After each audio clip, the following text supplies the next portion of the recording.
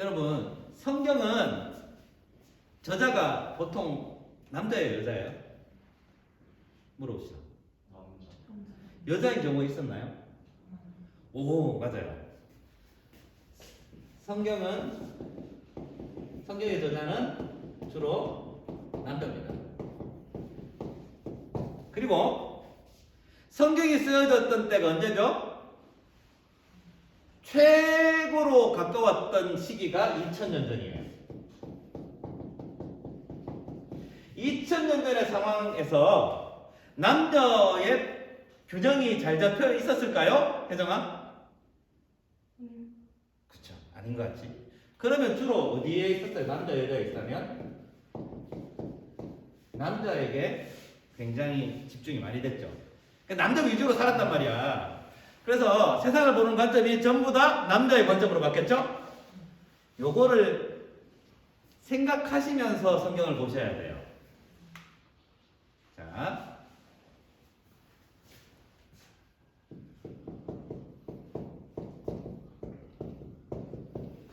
아버지 하나님 또는 하나님 아버지라고 그러죠.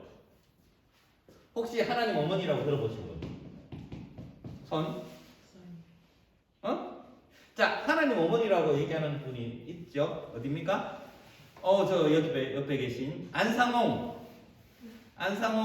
씨를 비롯한 여러 분들이 어머니 하나님을 얘기합니다. 근데 여러분 이거 어떻게 대답할까요? 왜 어머니 하나님 왜 얘기 안 해요? 그럼 여러분 어떻게 대답해요? 우리가 실수했군요. 죄송합니다. 이래야 돼? 여러분 제가 정답을 가르쳐줬죠? 성경에는 아버지 하나님이라고 얘기하고 있지만 어머니 같은 성품을 하나님도 가지고 계십니다 라고 대답하면 됩니다.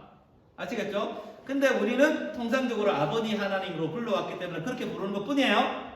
근데 하나님의 성품 가운데 어머니 하나님의 성품이 꽤 많이 나와요.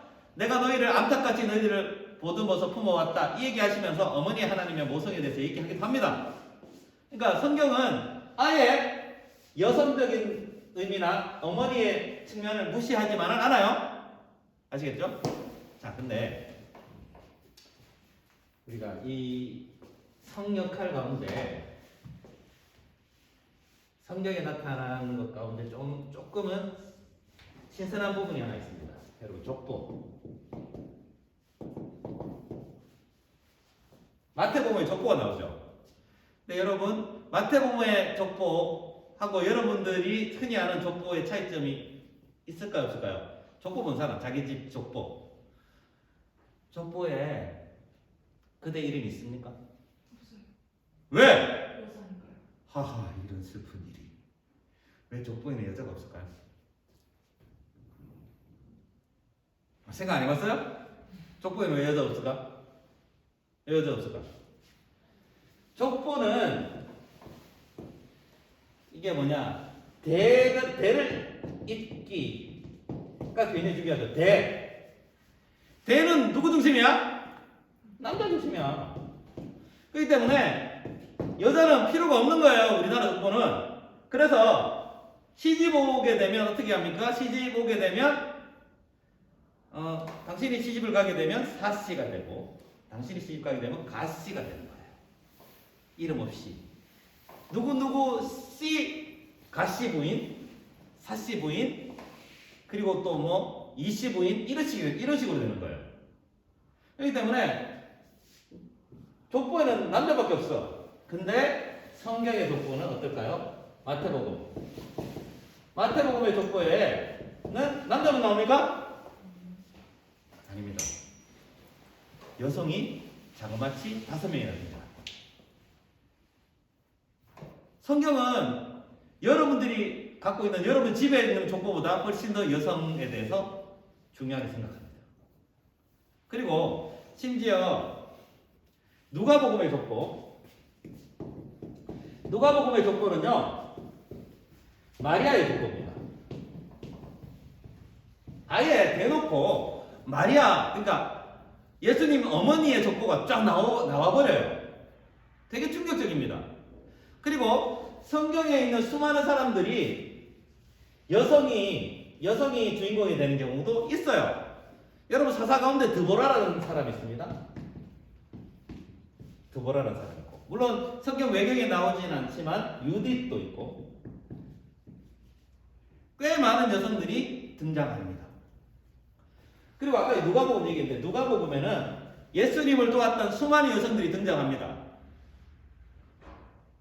성경은 생각보다 균형 잡힌 성평등의 내용이 들어가 있습니다. 가장 여러분들이 신경 써야 될 것 중에 하나가 제가 강조하고 싶은 부분이 있습니다. 이게 누구냐면 바울을 도왔던 부부가 하나 있어요. 이 바울이 있으면 바울과 같이 동업자입니다. 바울의 동업자가 누구냐? 바울은 주로 천막 제도였어요. 천막 제도업을 했는데 천막 제도업에 일가견이 있는 부부가 하나 등장합니다. 그게 누구냐?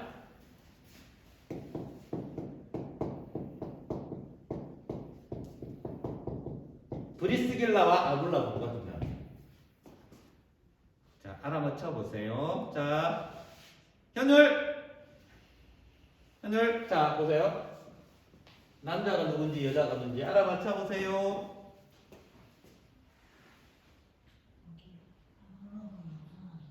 아니 그러니까 이 느낌 뉘앙스를 한번 따져보세요. 이름에 자, 괜찮아? 누가 부인 같아? 아굴라가 부인이야? 이 사람 부인, 미선은 이게 부인이구나. 확실해요? 아니 우리가 평소에 사람을 부를 때 이게 남자도 여자도 느낌 없어요?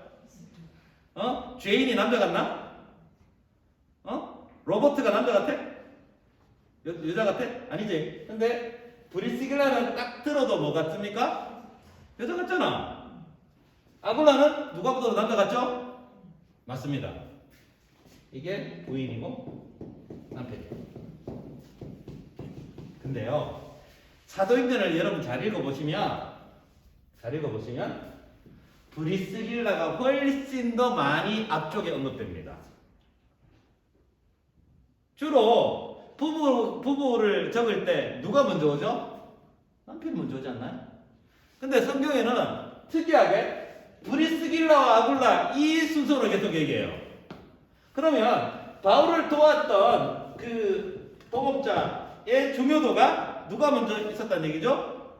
브리스길라가 있었다는 얘기예요. 그러니까 브리스길라가 훨씬 더 중요한 역할을 했지 않았을까?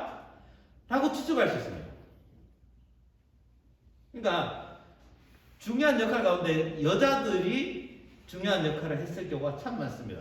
자, 이거 하나 더.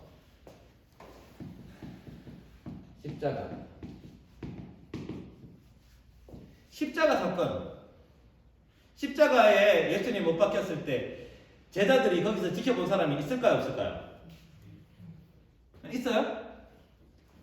누구예요? 땡. 베드로는 없었습니다.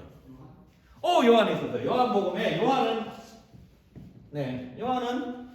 요한복음에 이렇게 얘기하죠. 보라 내 어머니라, 보라 아들이라, 이렇게 소개하는 장면이 나오죠. 그때 요한이 있었다고 합니다. 그 외에 제자들 남자들 있었나요, 없었나요? 없었어요. 나머지는 전부 다 누구였을까요? 예수님이 십자가에 올라가실 때 울고 따라갔던 사람들은 다 여성이었습니다. 또 하나 더. 부활 후 사람들한테 나타나셨죠. 첫 번째 나타났던 사람이 누굴까요? 누구한테 나타났을까? 그렇지, 막달레나 마리아랑 또 다른 마리아에게 나타나셨어요. 그러니까 사역의 중심이 생각보다 예수님은 여성들을 향했을 때가 많았습니다. 그러니까 요즘 페미니즘 얘기도 많이 하고 하는데, 여성주의 얘기 하는데, 저는 이렇게 봐요. 예수님이 진정한 페미니스트였지 않을까? 라는 생각을 합니다. 요즘 페미니스트란 말 자체가 되게 이상하게 쓰긴 하던데, 여성주의가 나쁜 건 아니거든요, 원래 뜻은. 그래서 예수님은 남녀평등에 대한 얘기를 미리 실천하셨던 분이다. 저는 그렇게 생각합니다. 그래서 예수님이 바라보는 남녀 평등은 분명히 있었다. 아시겠죠? 그러니까 이런 여러 상황을 봤을 때 예수님은 성역할에 대해서 편견을 갖고 있지는 않았다. 알았죠? 편견.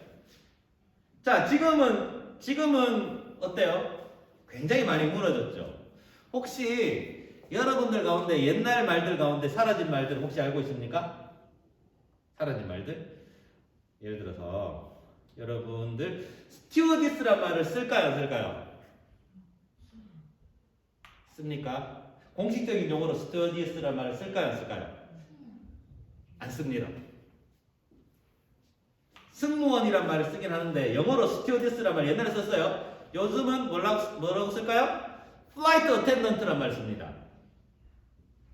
그러니까 그리고 또 폴리스맨 들었어요 옛날에. 폴리스맨, 맨 남자. 경찰이 무조건 남자지. 근데 요즘은 어떻게 쓰죠?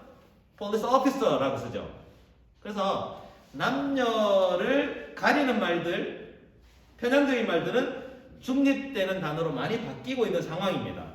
그런데 성경은 미리 성역할의 균형에 대해서 미리 얘기했습니다. 자그마치 2000년 전에 쓰여져 있는 성경인데도 불구하고 저는 성경이 되게 성평등적인 요소가 많이 있다고 생각합니다.